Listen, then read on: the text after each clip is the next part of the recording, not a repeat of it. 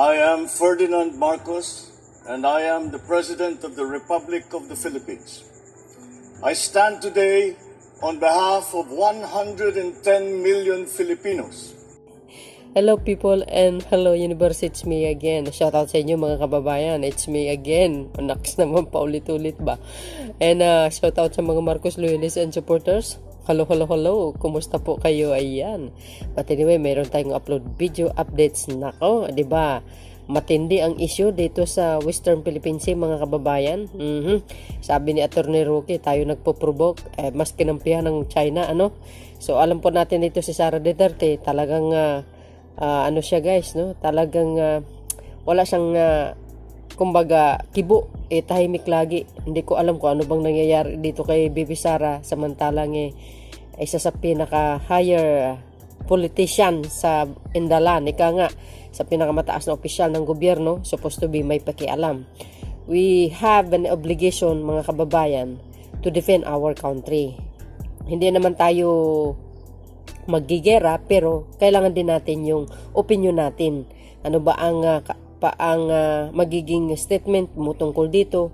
O di ba dapat mayroon kang pakialam because you are Filipino, especially sa mga opisyal ng gobyerno sa pinakamataas like Sara Duterte.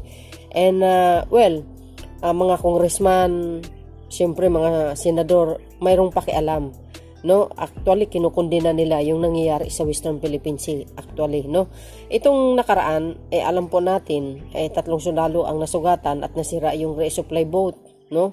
So ang mga statement, opinion ng mga iba't ibang klaseng netizen, majority ng Pilipinos talagang galit, no, dito sa ginagawa ng China vessel, no? So nagsalita din ang brother ni Sara Duterte na si Pulong Duterte na talaga naman hindi daw obligasyon ni Sara Duterte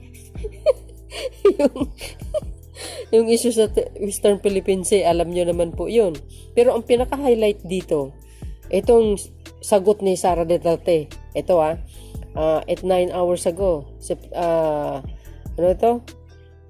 April 8, 2024. Oh, di ba? Maganda tong sagot niya, guys. Talaga namang sa wakas sumagot din. No. Pakinggan nyo, guys, ang kanyang sagot. Sigurado masyak kayo sa sagot niya. Mga bes, siya na po ang sumagot para sa inyo. Ito na. But before that, don't forget to like, hit the button bell para laging updates sa aking next upload video, mga bes.